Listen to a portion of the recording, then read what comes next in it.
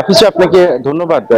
শীতকালীন যে সবজিগুলো এখন ওঠা শুরু হয়েছে, এগুলো আগাম শীতকালীন সবজি। আগাম শীতকালীন সবজির চাষ কিন্তু আসলে কুষ্টিয়ার ৬ উপজেলার কৃষকরাই কম বেশি করে থাকেন।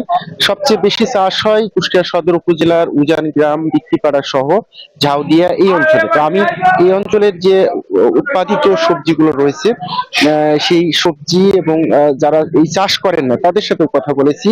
তারা বলছেন যে এই মুহূর্তে আগাম শীতকালীন সবজি হিসাবে কিন্তু তারা মূলা, শিম, ফুলকপি, বাঁধাকপি সহ সব ধরনের শীতকালীন সবজি কিন্তু তারা চাষ করেছিলেন এবং সেই সবজিগুলো কিন্তু ইতিমধ্যে বাজারে ওঠা শুরু হয়েছে।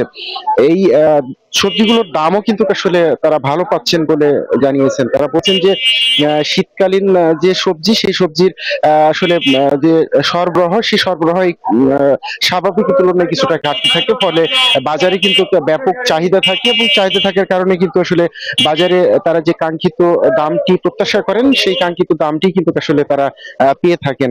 এতে কিন্তু কৃষকরা লাভবান হন। পাশাপাশি নাফিসে একটু বলে রাখি, আপনি জানেন দেশের অন্যতম বৃহৎ এবং জনপ্রিয় সবজি সবজি উৎপাদনকারী জেলা কুষ্টিয়া। কুষ্টিয়ার উৎপাদিত সবজি কিন্তু শুধু কুষ্টিয়ার বাজারে নয়, কুষ্টিয়া জেলার চাহিদা মিটিয়ে কিন্তু এটি রাজধানী ঢাকা সহ দেশের অন্যান্য বড় বড় শহরগুলোতে কিন্তু আসলে ব্যবসায়ীরা কিনে নিয়ে যান এবং এখানকার কৃষক বা চাষিরা কিন্তু তাদের উৎপাদিত সবজিগুলো কিন্তু আসলে সরবরাহ করে থাকেন।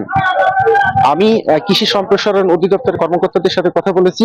তারা যেটি বলছেন যে আসলে এই বছর আগাম শীতকালীন সবজি প্রায় ৭,০০০ হেক্টরের বেশি জমিতে কিন্তু আসলে চাষ হয়েছে এবং কৃষকরা কিন্তু আসলে আবহাওয়া অনুকূলে থাকায় কাঙ্ক্ষিত ফলন পেয়েছেন এবং তারা দাম নিয়েও সন্তুষ্ট। ভবিষ্যতে কৃষকদের সব ধরনের সহযোগিতার কথা জানিয়েছে কৃষি সম্প্রসারণ অধিদপ্তর। তো এই ছিল কুষ্টিয়ার আগাম শীতকালীন সবজির সরবরাহ এবং দাম নিয়ে সর্বশেষ। একই খবর জানতে চলে যাচ্ছি গাজীপুরে, সেখানে অপেক্ষা করছেন আমার আরেক সহকর্মী জাহাঙ্গীরের কাছে।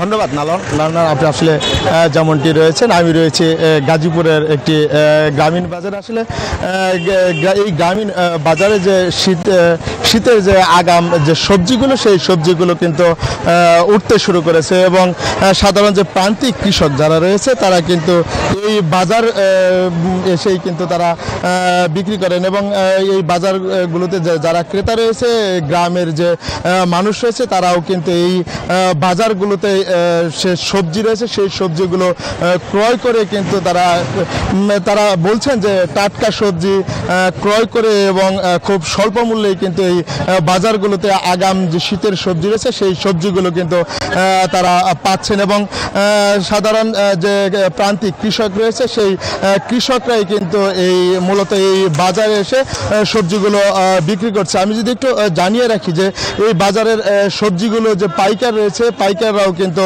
এই বাজারগুলোতে থেকে সবজি ক্রয় করে এবং জেলার চাহিদা মিটিয়ে কিন্তু ঢাকা শহরেও কিন্তু এই সবজিগুলো যায় এবং যে প্রান্তিক কৃষক রয়েছে তারাও কিন্তু এই বাজারে বিক্রি করে লাভবান হয়। এবং আমি যদি একটু বলে রাখি যে সাধারণ যে গ্রামের মানুষ রয়েছে, তারাও কিন্তু এই বাজারে সবজি ক্রয় করে কিন্তু তারাও খুশি প্রকাশ করেছে এবং এই বাজারে যে সবজি বিক্রি হয়, সেই সবজিগুলো কিন্তু আসলে খুব টাটকা সবজি, এমনটি বলছিলেন সাধারণ ক্রেতারা। এবং আমি যদি আরেকটু জানিয়ে রাখি যে যারা পাইকার রয়েছে, এই পাইকাররা কিন্তু স্বল্প মূল্যে এই বাজার থেকে সবজি ক্রয় করে জেলার চাহিদা মিটিয়েও ঢাকা শহরেও কিন্তু এই সবজিগুলো যাচ্ছে। এবং আমি আরেকটু জানিয়ে রাখি যে এই বাজারের যে সবজি রয়েছে, সেই সবজি কিন্তু প্রান্তিক যে কৃষক রয়েছে যারা উৎপাদন করছে এবং উৎপাদন করে কিন্তু এই